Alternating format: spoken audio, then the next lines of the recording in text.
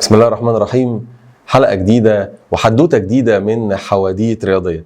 زي ما وعدناكم في برنامج حواديت رياضية ان احنا بدأنا النظام الجديد في حدوتتنا، حدوتة صغيرة هنتكلم فيها كل مرة عن لعبة فردية، مرة عن لعبة جماعية، مين البلد اللي أنشأت اللعبة، مين أهم نجومها، مين أهم أبطالها، وكمان هنتكلم عن إنشاء اللعبة جوه بلدنا مصر، ولو فيها كمان أبطال من حلوان هنتكلم عليهم بما إننا تلفزيون حلوان جنوب العاصمة.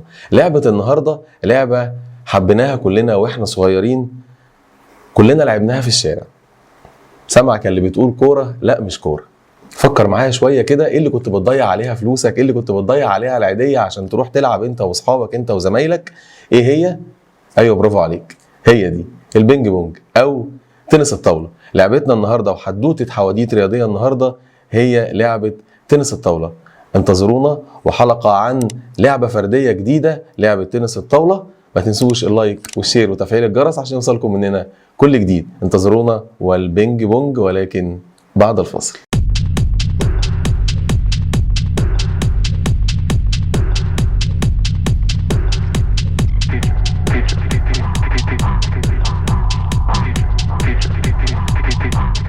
ورجعنا لكم تاني بعد الفاصل، وهنتكلم النهارده مع بعض على اللعبه اللي حبيناها كلنا واحنا صغيرين ولعبناها في كل حته، ولعبناها في الشارع وفي النادي وفي مراكز الشباب، وهي البينج بونج او لعبه تنس الطاوله. اعذرونا هنقرا معاكم شويه من الورق عشان في شويه معلومات مهمه جدا مش عايزين نقولها غلط، معلومات هتبقى ليكم ولينا لكل مشاهدي تلفزيون حلوان. يلا بينا نتكلم عن تنس الطاوله.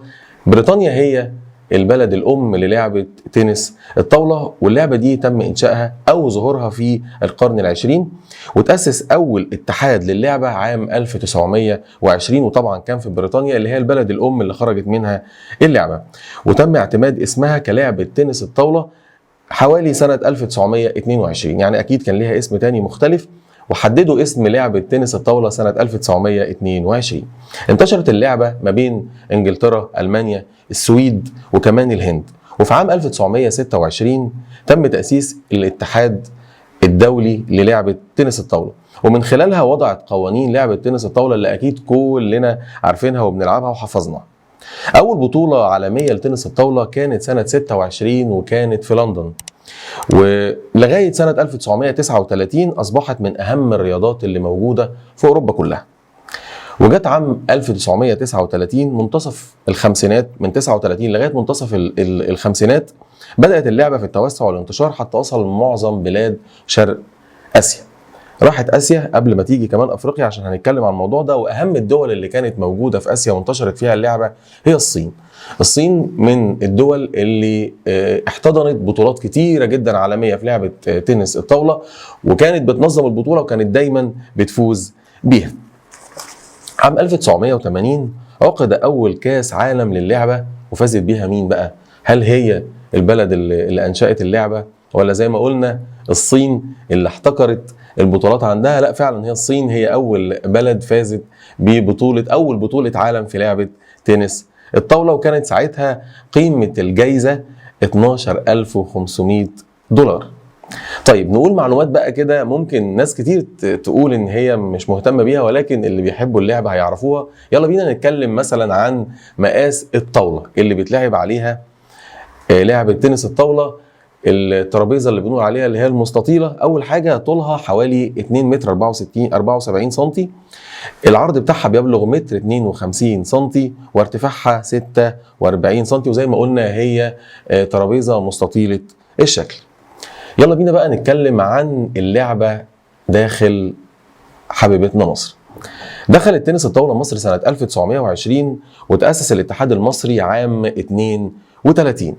اشتركت مصر بفريق النادي الأهلي. مصر أول ما شاركت بفريق النادي الأهلي عام 37 في بطولة العالم اللي كانت في فيينا من ضمن مشاركة 14 دولة. واشتركت مصر عام 38 في لندن، ونظمت مصر كمان البطولة سنة 1930 في القاهرة، وفازت مصر بالمركز الخامس من بين 13 دولة. اشتركت مصر عام 48 و51 و54 و56 و59 في بطولات العالم. وشاركت مصر كمان في بطولات الاتحاد الإقليمي والاتحاد الأوروبي والعربي والإفريقي ودورات البحر المتوسط والدورات الأولمبية سنة 98 و99 وسنة 2000.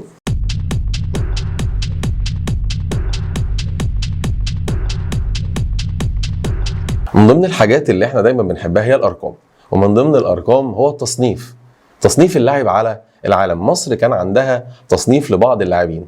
هقول لكم على حاجه، لما هتسمعوا مني الارقام بتاعه التصنيف ما تتخضوش، ما تقولوش ايه ده ازاي الرقم ده بعيد. لا، في الالعاب الفرديه يعني لما يكون انا رقمي بين ال 100 150 200 في لعبه فرديه ده مش بعيد. طيب اخر تصنيف بالنسبه لمصر سنه 2005 مثلا، خلينا في اقرب حاجه، تحت 21 سنه للناشئين. عندنا اللاعب اسلام شبل كان المصنف ال 194 على العالم، وخالد جمال كان المصنف 199 على العالم، واحمد اشرف هو المصنف ال 221 على العالم. الاول عايز اقول حاجه، ان في دول كتيره جدا مشاركه في لعبه تنس طاوله، وكل دوله عندها كميه لعيبه كتير، فالرقم اللي انا بقوله يعتبر مش رقم وحش، يعني في التصنيف مش بعيد. محمد صالح رقم 250 على العالم، ومحمد صبحي 303 على العالم. وبالنسبه للبنات كان في اللاعبه آية الله أشرف كانت 173 على العالم، رؤى مجدي هي المصنفه ال 145، وساره عبد العزيز المصنفه 256، ورانيا حسن هي المصنفه ال 280. مصر بقى تعتبر من الدول الرائده في مجال تنس الطاوله على المستوى الاقليمي في المشاركات في البطولات الاقليميه. وكمان مصر كونت اتحاد افريقي كان موجود في مصر، زي ما الاتحاد الافريقي لكره القدم كده موجود في مصر. الاتحاد الافريقي كان موجود برضو في مصر سنه 1961، كان موجود في القاهره، وكانت اول بطوله افريقيه كانت موجوده في محافظه الاسكندريه عام 68، وفازت مصر ساعتها بالميداليه او بالجائزه الذهبيه. هنقول حاجه بقى مهمه جدا عن حاجه بتنفرد بيها مصر، اللاعب المعجزه يعتبر بالنسبه لنا ابراهيم الحسيني عبد الخالق حمد. ده يعتبر اول لعيب في العالم يتبع البارالمبي بيلعب لعبه تنس الطاوله ببقه. طبعا احنا شفناه في ماتشات كتير بيعمل حاجات غريبه، حاجات مش موجوده، يعني ماسك المضرب ببقه ويكسب اي حد.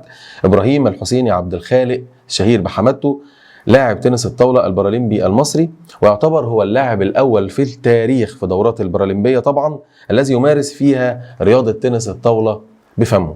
هو من مواليد 73 من محافظه دمياط. هنقول كمان من ابناء بقى حلوان، وده اهم حاجه في برنامجنا النهارده، ان احنا لما نتكلم عن لعبه فرديه او جماعيه نبرز فيها الابطال المصريين زي ما احنا قلنا في حلقتنا. وكمان لو عندنا ابطال مصريين من حلوان لازم نقول اساميهم. عندنا مدرب من ابناء حلوان طبعا كابتن نصر احمد عبد الحليم الشهير بالكابتن حربي، هو مدرب منتخب مصر في بطوله افريقيا وبطوله دوره الالعاب الاولمبيه بالبرازيل سنه 2016، وهو المدرب او المدير الفني الحالي لمنتخب البارالمبي اللي لسه راجعين من اسبانيا من ايام، بنبارك لهم لحصولهم على الميداليه البرونزيه. وكان في بطوله الزوجي طبعا الزوجي المختلط الكابتن حسان والكابتن فايزه لسه راجعين من اسبانيا وشرفونا هناك وحصلوا على الميداليه البرونزيه. مهم جدا ان احنا لما نتكلم عن اي لعبه لازم نقول فيها معلومات ممكن تكون ناس كتير مش عارفاها. لو طلعنا اتكلمنا عن المعلومات العاديه اللي كل الناس عارفاها يبقى خلاص الكلام تقليدي. احنا في كل حلقه هنتكلم فيها عن لعبه فرديه او لعبه جماعيه، هنقول لكم مين بلد المنشئ بالنسبه للعبه، مين ابطالها، ايه بطولاتها، وكمان لو في لعيب مصري حصل على جايزه فيها او حصل على بطوله لازم نتكلم ونقوله. كمان الالعاب دي لو فيها حد من حلوان هنقول زي ما قلنا دلوقتي على ابطالنا الكابتن حسان والكابتن فايزه ومديرهم الفني الكابتن حربي. وصلنا دلوقتي لنهايه حلقتنا او حدوتتنا الصغيره اللي كانت النهارده عن البينج بونج او تنس الطاوله، وان شاء الله كل حدوته وكل حلقه جديده هيكون فيها لعبه جديده فرديه او جماعيه هنتكلم عنها وهنقول كل المعلومات اللي تهم الناس او اللي ما كانش حد يعرف عنها اي حاجه هنقولها عندنا هنا في تلفزيون حلوان. قبل ما انهي معاكم ما تنسوش اللايك والشير وتفعيل الجرس عشان يوصلكم مننا كل جديد. انتظرونا وحلقه جديده وحدوته جديده ولعبه جديده على تلفزيون حلوان جنوب العاصمه. انتظرونا والى اللقاء.